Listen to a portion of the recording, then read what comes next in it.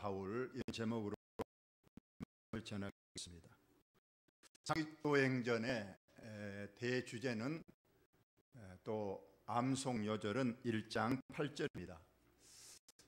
성령이 너희에게 임하시면 너희가 권능을 받고, 이제 네 지명이 나옵니다. 오늘 여러분 꼭 한번 외워보시기를 바랍니다. 예루살렘, 이제까지 구약의 모든 예배와 제사는 예루살렘 성전 중심이었습니다. 예루살렘, 그걸 벗어나지를 못했습니다. 그러나 이제 신약시대에 성령님, 삼위일체 하나님의 복음의 역사가 시작되면 예루살렘에 국한하지 않고 점점 확대되는데, 그 다음 유대입니다. 그 다음 사마리아입니다. 그 다음에 이제 땅끝까지 이르러 복음이 확산되고 가는 곳마다 주님의 십자가와 부활을 전하게 된다. 자, 보지 말고 내 지명 맨 처음에 어디라고요? 그 다음 사마리아, 마지막, 자 다시 합니다. 맨 처음 예루살렘입니다. 그 다음 유대, 그 다음 사마리아, 마지막. 그래서 이 네 개 지역으로 어떻게 복음이 확산되는가, 이것이 사도행전의 전체 내용이 되겠습니다. 그래서 사도행전은 총 28장까지 되어 있는데 1장부터 7장까지 여기는 예루살렘 중심, 마가의 다락방에 세워진 최초의 신약 복음교회, 그리고 베드로 중심이었어요. 그러나 이제 8장부터 12장까지는 예루살렘을 벗어나서 유대와 사마리아, 이것은 7 집사들이 주로 이 지역까지 복음을 전합니다. 사마리아의 복음을 전한 유명한 집사님 이름 있죠? 누구죠? 빌립 집사님입니다. 스데반 집사님은 일찍 순교하시고, 그 다음 빌립 집사님이 사마리아까지 복음을 전한 것이 이제 나와 있습니다. 그 다음에 이제 오늘부터 13장까지는 이제 13장부터는 전혀 이제 무대가 바뀝니다. 이제 예루살렘과 유대 사마리아를 벗어나서 이방인 땅에 최초로 세워진 교회가 안디옥 교회입니다. 이 교회를 중심해서 이제 복음이 땅끝까지 전해지는 내용이 바로 나옵니다. 아까 네 지명을 외웠잖아요. 그 순서대로 이 사도행전이 복음이 전해지는 그 과정이 되어 있습니다. 예루살렘, 유대, 사마리아, 땅끝까지. 그리고 이제 13장부터는 12장까지는 아까만 들어 베드로나 7 집사님 중심이었지만, 이제 13장부터는 완전히 사도 바울 중심에서 이제 제3차 전도여행 마지막에 이제 로마로 가는, 복음이 가는 그 과정이 소상히 기록되어 있습니다. 이제 오늘부터 이제 13장을 보게 될 것인데, 여러분 지도에 보시면 맨 밑에 보면 예루살렘이 있죠. 이 예루살렘에서 이제 신약교회가 출발합니다. 그리고 오늘 이제 13장부터는 우게 안디옥 교회, 여기서부터 이제 사도 바울과 바나바, 혹은 사도 바울과 실라가 이제 이 지중해 중심에서 연안 지역에 복음을 이렇게 전합니다. 3번에 걸쳐서 한 바퀴 돌고 와서 예루살렘에 와서 보고하고, 또 2번째 또 한 바퀴를 도는데 좀 더 멀리 유럽까지 가고, 또 다시 세웠던 교회들 또 돌아보면서 이렇게 3번을 이 코스를 돕니다. 마지막에는 이제 로마에 복음을 전해야 되겠기에 제수의 몸으로 이제 로마까지 가고, 거기에서 사도 바울이 이제 순교하는 그런 과정이 되겠습니다. 오늘 13장에 안디옥 교회가 나옵니다. 아까 이방 지역에 세워진 최초의 교회가 바로 안디옥 교회인데, 바로 이것이 지금 옛날 그 안디옥 교회는 아니겠지만은 그 지역에 이렇게 세워진 교회가 지금도 남아 있는데, 이렇게 그 절벽, 산중 절벽 암굴에다가 이렇게 교회를 세워놨는데, 그것은 바로 기독교 박해를 피해서 이렇게 암벽에, 산중 암벽에 교회를 세웠다고 합니다.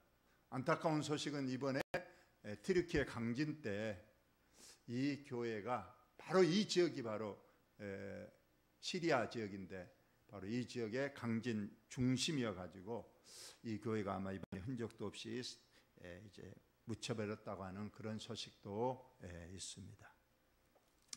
자, 오늘 이게 요절이 틀려버렸네요. 13장 1절입니다. 오늘 13장 1절.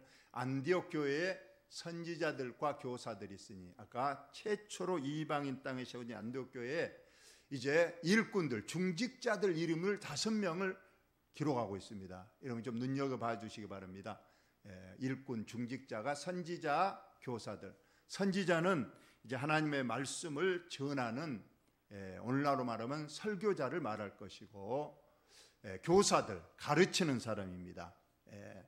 이제 선지자들은 주의 종으로 설교하고, 이제 교사들은 개별적으로 구약 성경이라든가 하나님 말씀을 풀어서 가르쳐주는 이 직분자가 있었는데, 자, 첫째가 바나바가 나오고 있죠. 그 다음에 니게르라는 시몬, 그 다음에 세 번째로 구레네 사람 루기오, 네 번째 사람 분봉왕 헤롯의 젖동생 마나엔, 그리고 마지막 사울, 이렇게 5명이 나오고 있습니다.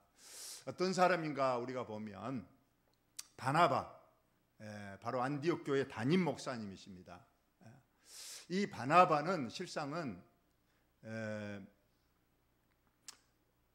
사도행전 11장 24절에도 바나바는 착한 사람이요 성령과 믿음이 충만한 사람이라.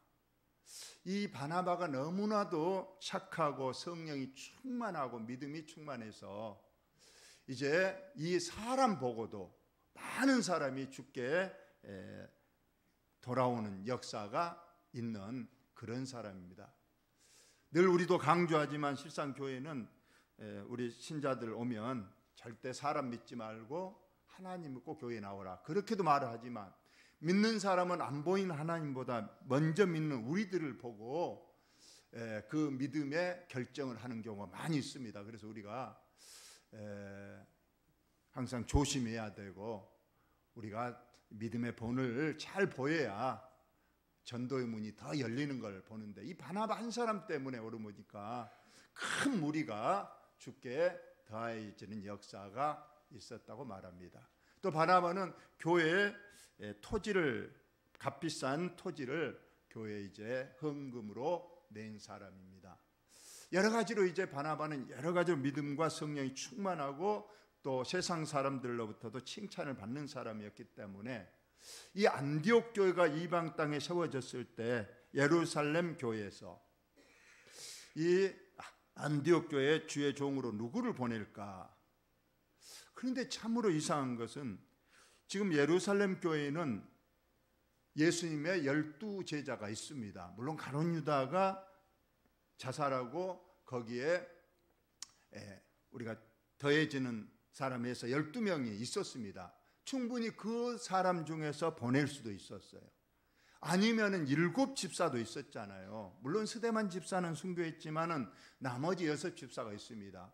그런 사람을 제끼고 전혀 예수님의 제자도 아니고 7집사도 아닌 평범한 평신도인 바나바가 바로 안디옥 교회의 담임 목사로 파송이 됐다는 것은 이 바나바가 얼마나 믿음이 뛰어났는가를 우리가 봅니다. 그래서 이 바나바 하면 우리가 늘 신학적으로 말하면 평신도 목회자다. 지금으로 말하면 뭐 신학대학원을 졸업하고 목사 안수를 받은 사람도 아니고 또 전문 어떤 전도사도 아니고 그냥 집사 정도, 집사도 아닌 그냥 평범한 평신도가 이렇게 파송을 받아서 안디옥 교회에 이자로 최초의 담임 목사로 왔던 그런 사람입니다.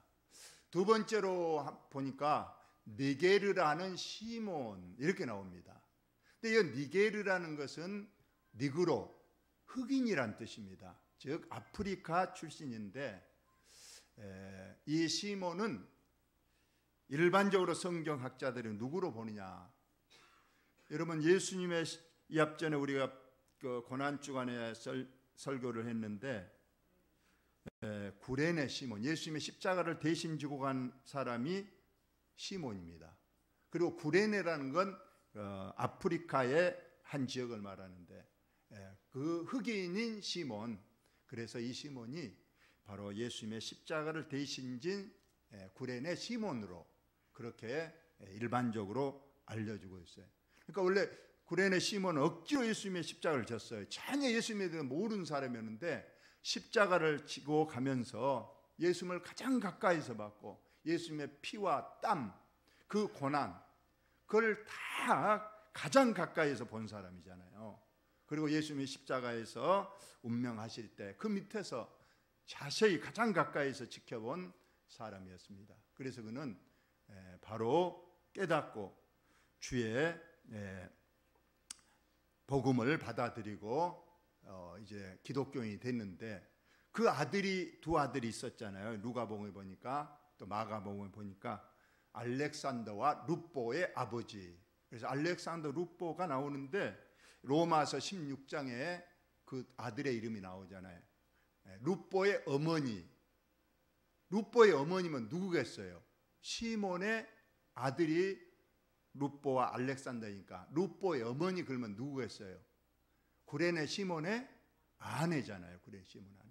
그 구레네 시몬의 아내가 곧 사도 바울이 나의 어머니라 할 정도로 그 당시 로마 교회에 아주 믿음이 신실한 그런 사람. 그래서 구레네 시몬의 온 가족이 아내와 구레네 시몬 자신도 말할 것 없고 두 아들들이 초대교회 오늘 보니까 안디옥 교회와 예루살렘 교회 혹은 로마 교회에 아주 중직자로 축복의 믿음의 가문을 이루었던 것을 우리가 봅니다. 그 다음에 구레네인 루기오가 나오는데 이 루기오는 그 당시 노예였다고 합니다. 이 노예, 지금도 그 로마 시대 때 그 문서들에 보면 거의 그냥 그 노예들의 이름은 그냥 루기오라고 할 정도로 루기오 그러면 종, 노예 그렇게 통용될 정도로 이름이라기보다는 그냥 어떤 신분을 나타내는 그런 이름이라고 합니다. 그 다음에 이제 좀 특이한 사람이 헤롯 왕 젖동생 마나인이라는 사람이 나오는데 말 그대로 그 당시 이 헤롯 아그리빠는 세례 요한을 죽인 헤롯 왕의 아들입니다. 헤롯 대왕의 아들이죠. 그런데 그 헤롯 그 아그리빠와 젖동생 마나인이다. 여기서 젖동생이란 건 헤롯 대왕 그 왕과 마나인이 한 어머니의 젖을 먹고 자랐다. 그러니까 헤롯 그 아그리빠 왕의 아주 가까운 거의 사촌으로 보거나 아니면 이복 동생 정도로 보는. 그래서 어릴 때 한 어머니 유모의 젖을 먹고 자랐다 할 정도로 가족 왕족이었고 권력층에 있었던 이 마나인이 어찌된 일인가 복음을 받아들이고 안디옥 교회에 이렇게 선지자와 교사 이름 중에 올라가 있었다는 거예요. 그 다음에 마지막으로 이 사울은 우리가 잘 아는 사람이잖아요. 사울 처음에는 예수 그리스도를 모르고 유대교, 즉 성부 하나님만 믿고 유대교 바리새파에 속해서 오히려 그 예수 그리스도를 믿는 그리스도인을 잡아 죽이려고 앞장섰던 사람, 그러다가 다메섹 도상에서 예수님을 만났던 그 사람, 스데반의 순교 현장에 증인으로 있었던 그 청년. 그러나 다메섹 도상에서 완전히 부활한 예수님을 만났고 친히 체험을 했기 때문에 그는 자기 이제까지 믿었던 그런 유대교가 잘못됐다는 것 알고 이제 자기가 만난 바로 성부, 성자, 성령, 즉 성자 예수님 중심한 삼위일체 하나님을 이제 완전히 깨닫고 이제 그의 제자가 된 사람이 사도 바울입니다. 나중에 이제 자세히 나오지만 사도 바울은 아주 그 명문 가문 출신이잖아요. 로마의 시민권을 가진 그런 명문 가문이고 또 당대 최고의 학식을 두루 갖춘 가마니엘 문화생 하면 최고의 학부 공부를 한 사람입니다. 아마 언어도 능통했기 때문에 하나님께서는 베드로는 좀 한계가 있습니다. 유대 안에서 아까 1장에서 12장까지는 베드로 중심에서 국내적인 복음 전파를 했다면 이제는 전 세계를 중심해야 되기 때문에 그릇이 큰, 어디 가서든지 이 언어가 그 당시 헬라어라든가 그리스어 모든 그 언어에 능통했던 사도 바울을 이제 하나님께서는 이미 나의 이방인을 위한 나의 택한 그릇이다 해서 그를 이미 점찍어 두고 있었는데, 아까 안디옥 교회 담임 목사님이 바나바인데, 이 바나바가 안디옥 교회에 와서 보니까 꼭 필요한 사람이 있어. 왜냐하면 예수님을 직접 체험한 사람. 바나바는 예수님의 제자는 아니잖아요. 7 집사도 아니에요. 그런데 그 사울이 비록 잘못된 처음에는 그 믿음을 가지고 있었지만은 분명히 예수님을 직접 체험한 사람이고, 근데 아직도 그 유대인들은 이 사도 바울이 원래는 자기 말을 잘 듣던 사람이었다가 이제 어느 날 배교하고 자기가 핍박하던 그리스도교로 가버리니까 죽이려고 합니다. 그러니까 이 사울이 도망해서 자기의 고향 다소에 가 있었는데, 이 바나바가 이 안디옥 교회는 그런 체험적인 간증을 할 사람, 그래야 복음이 전파될 수 있겠다는 걸 깨닫고 이 다소에 가서 사울을 데리고 왔어요. 그래서 함께 이제 믿음 생활하고 있었는데, 오늘 이 안디옥 교회 임직자들, 중직자들 5명, 담임 목사님은 바나바고, 그 다음에 구레네 시몬, 그 다음에 이제 노예 출신 루기오, 그 다음에 아주 권력층에 있는 헤로당 젖동생 마나에, 그리고 아까 만들어 사울이 이제 13장부터는 이름이 바울로 바뀝니다. 왜 바뀌냐면 사울은 유대식 이름이고, 이제는 그 당시 지중해 중심에서 모든 그 언어는 헬라어를 쓰기 때문에 헬라식 이름으로 바울로 이제 개종을 해서 이제 복음을 전파하게 됩니다. 그런데 13장의 처음에는 누구 이름이 먼저 나오냐, 오늘 제목도 보면 바나바와 바울 이렇게 돼 있잖아요.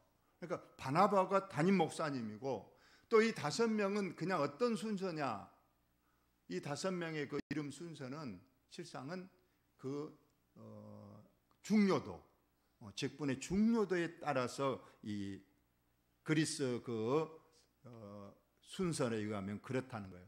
그러니까 사울은 아직은 인정을 제대로 못 받고 있었지만은 13장에 이제 오늘 보니까 성령님께서 하나님께서 직접 명령하시기를 바나바와 사울을 따로 세우고 그에게 안수해서 이제 복음을 전하라, 선교사로 임명을 합니다. 그때까지도 먼저 누구냐, 바나바가 나오고 사울이 나오는데, 바로 13절부터는 이제 바울이 이제 이름이 먼저 나오고 바나바가 나중에 나오면서 이제 28장 끝장까지는 무조건 이제 바울 중심으로 복음이 전해진 것을 우리가 봅니다. 여러분, 이 5명의 이 안디옥 교회 중직자 이름을 오늘 자세히 봤는데, 여기 보니까 출신, 신분이 다르잖아요. 노예 출신도 있고, 아까 말대로 헤롯 왕의 왕족이 있고, 그 다음에 이제 나이도 차이가 있고, 국적의 차이도 있고, 이렇게 신분의 경제적 차이도 많이 있는 것을 우리가 봅니다. 그런데도 불구하고 바로 이 안디옥 교회가 선교 교회로서 명실상부한 이제 전 세계의 중심 교회가 되는 걸 봅니다. 그래서 오늘날에도 교회는 바로 안디옥 교회와 같아야 된다고 말을 하는 거예요. 우리 교회도 직분자를 세울 때 그렇습니다. 세상에서는 어떤 인물이나 세울 때 보면 제일 먼저 학연, 얼마나 많이 배웠느냐, 학벌이 어떻게 되나 그걸 많이 따지잖아요. 그리고 그 사람의 어떤 가문이라든가. 그래서 엊그제까지 유머로 보면 자꾸 어디 면접 시험에 공무원 시험이라든가 어디 대기업 입사 시험에 가면 면접관이 네 아버지 뭐 하시노? 그걸 물어본다는 거예요. 네 아버지 뭐 하시노? 그 말은 뭐겠어요? 네 아버지가 어느 정도 신분이 있냐? 이걸 따져서 합니다만 세상 그런 인사는 그렇게 하겠지만 교회는 그렇지 않다는 걸 여기서 분명히 보여주고 있잖아요. 지금 어떤 시대입니까? 지금부터 2000년 전의 시대입니다. 우리나라로 보면 삼국시대 초기입니다. 고구려 신라 백제가 지금 치열하게 싸우는 초기 그 시대인데, 그 시대에 노예가 교회의 중직자가 된다. 이건 있을 수 없는 그런 문제입니다. 미국에서 어떤 교회, 예화로 나온 얘기겠지만 어느 미국 교회에 보니까 좀 오래된 얘기겠죠. 어떤 교회에 바로 입구에 이렇게 써 있었어요. 백인 외에 출입 금지. 백인 외에 출입 금지. 미국도 그 흑인들의 신분이 상승된 것은 링컨의 그 노예 해방 운동 얼마 되지 않잖아요. 불과 200년 채 안 될 거예요. 그런 시대에 백인과 흑인 차별이 얼마나 심했습니까? 기차도 같이 못하고 버스도 같이 못하고 그랬는데, 교회조차도 백인 외 출입 금지. 그러니까 어떤 흑인이 예배를 좀 들어갔더니 절대 못 들어가니까 입구에서 울고 있었대요. 그랬더니 한 사람이 와서 자기도 들어가려고 하니까 막 입구에 안내한 사람이 못 들어게 하더라는 거예요. 그 흑인이 울면서 가서 그 사람을 봤더니 그 사람은 흑인은 아닌데 백인도 아니고 우리와 같은 항인종이더래요. 그래서 자세히 봤더니 세상에 그분이 예수님이더래요. 여러분, 예수님은 백인입니까? 흑인입니까? 황인종입니까? 엄밀히 말하면 백인이에요? 흑인이에요? 우리와 같은 황인종이에요. 우리와 같은 황인종이죠. 황인종. 그쪽까지 우리가 아시아 동양권으로 보고 있습니다. 그러니까 예수님도 백인이 아니라고 못 들어가게 하더라는 거예요. 그건 얼마나 그 신분 차별하고 있는 것을 우리가 봅니다. 그리고 여러분 잘 알다시피 서울에 승동교회가 있습니다. 지금도 역사가 제일 오래된 교회인데, 이 승동교회가 지금으로부터 150년 전에는 거기가 곤당골 교회였대요. 곤당골 교회. 여기에는 그 당시 미국에서 온 무어 목사님과 의사 에비슨이 함께 이제 목회를 하면서, 의사 에비슨이 이제 의료 선교를 하고 있었고, 또 의사 에비슨은 그 당시 고종 황제의 황제를 전담하는 의사였다는 거예요. 그러나 이 에비슨은 기독교인이니까 꼭 고종 황제만 진료한 것이 아니고 신분에 관계없이 이렇게 치료를 많이 해줬다고 합니다. 그런데 어느 날 어떤 조그만 어린애가 와가지고 우리 아버지 좀 살려주세요, 우리 아버지 좀 살려주세요 해서 그 조그만 어린 아이를 따라서 그 집에 가봤더니 그 집은 백정 천민 박씨의 집이랍니다. 이름도 없는 그 당시 가장 천한 백정, 그 대지를 잡고 소를 잡고 그런 백정, 그 당시 가장 천민. 그 사람들은 갓도 쓰지 못하고 절대 사람을 만나면 가까이 하면 안 돼요. 그냥 엎드려서 그냥 있어야 되는 그런 정도. 그러나 이 에비슨 의사는 그 백정 그 박씨를 가서 극진히 치료해서 그가 나서 이 사람이 너무나도 감동이 됐다는 거예요. 다른 사람은 나를 사람도 안 여기는데 그 왕의 어이가 자기 집에 와서 자기의 상처를 만지고 그냥 약을 발라주고 기도를 해주고 그러니까 너무 감동이 돼가지고 이제 회복이 되니까 그 사람 말에 따라서 곤단골 그 교회에 나가기 시작을 했답니다. 나갔는데 그 당시 곤단골 교회는 원래 양반들이 다니는 교회였다는 거예요. 그래도 아까 말한 의사, 그 임금의 주치의가 다니는 교회니까 양반들이 나왔는데 어느 날 백정이 와서 같이 예배를 드리니까 이제 난리가 난 거예요. 우리가 아무리 기독교를 믿지만은 저런 백정하고 어찌 한 자리에서 예배 볼 수 있느냐 해서 그 양반들이 교회를 뛰쳐나가서 세운 교회가 양반교회 혹은 홍문 석골교회로 이제 교회가 완전히 나눠져서 곤단골 교회는 천민 위주로 교회가 되고 그 홍문 석골교회는 양반들 위주로 교회가 됐다. 이것이 불과 지금으로부터 150년 전의 일입니다. 그때만 해도 이렇게 신분 차별하던 시대인데 지금으로부터 150년이 아니고 1500년도 아니고 2000년 전에 이 안디옥 교회에서는 오늘 보시면 알겠지만은 신분의 차별이 전혀 없이 오로지 믿음으로 그러한 일꾼을 세우는 그런 기준이 됐다는 겁니다. 오늘날에도 교회들이 분명히 이 점을 알아야 됩니다.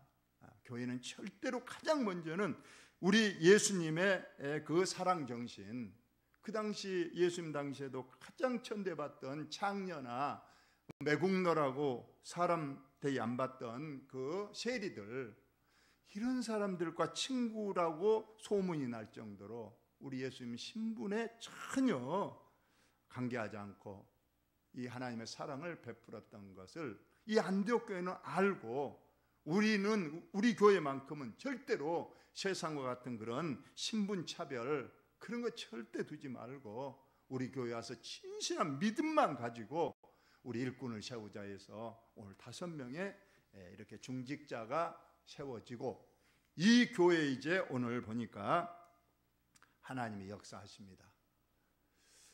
주를 섬겨 금식할 때에 여기서 이 주를 섬긴다, 이 섬겨가 영어로 서비스입니다.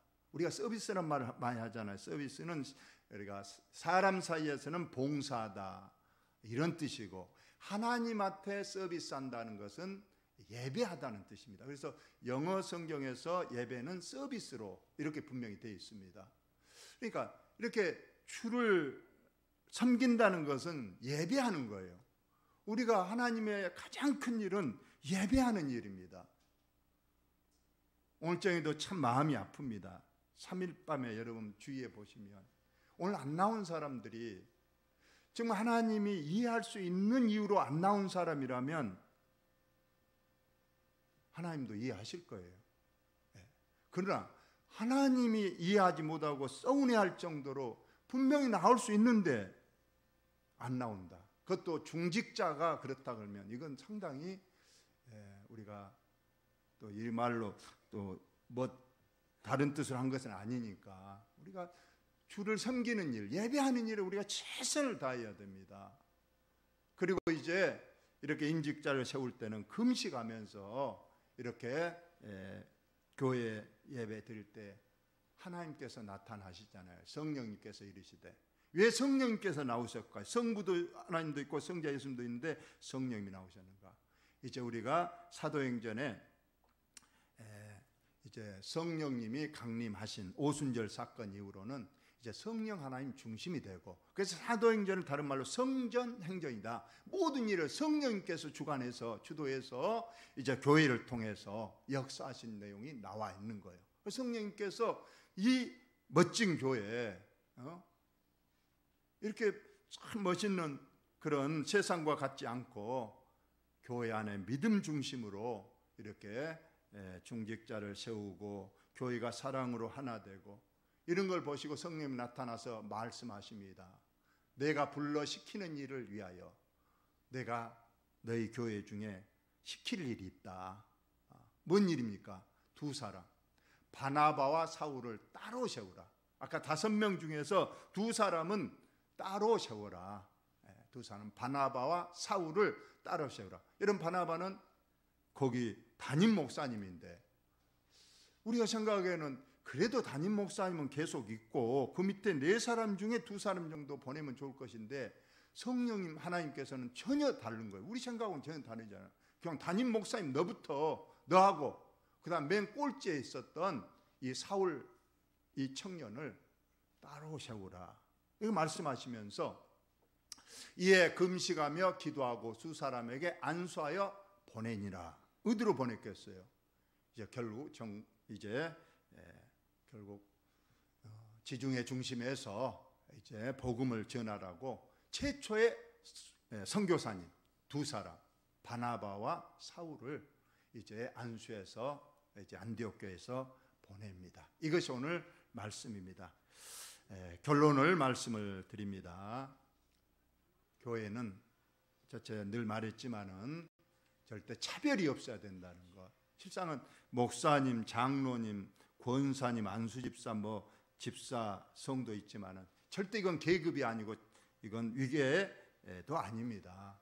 우리가 똑같은데 하는 일에 따라서 구분해 놓은, 수평적으로 구분해 놓은 것이기 때문에 우리는 자기 역할, 목사 너는 말씀만 잘 전하고 그러자면 너는 절대로 섬기는 자가 되고 양들을 사랑해서 잘 섬기고 잘 목양하라고 하는 사람, 이렇게 있으니 우리 교회는 절대로 앞으로 중직자 세울 때에 세상적 기준으로 학식이 얼마냐, 돈이 얼마나 많이 있느냐 이런 거 따지지 말고 우리는 믿음으로 금식하고 기도하면서 성령님께서 지시하신 대로 우리가 교회 일꾼도 세우고 교회에서 뭘 하라 그러면 기도함으로써 이루어 나가는 복된 우리 교회 꼭 되시기를 예수님 이름으로 축원을 드립니다.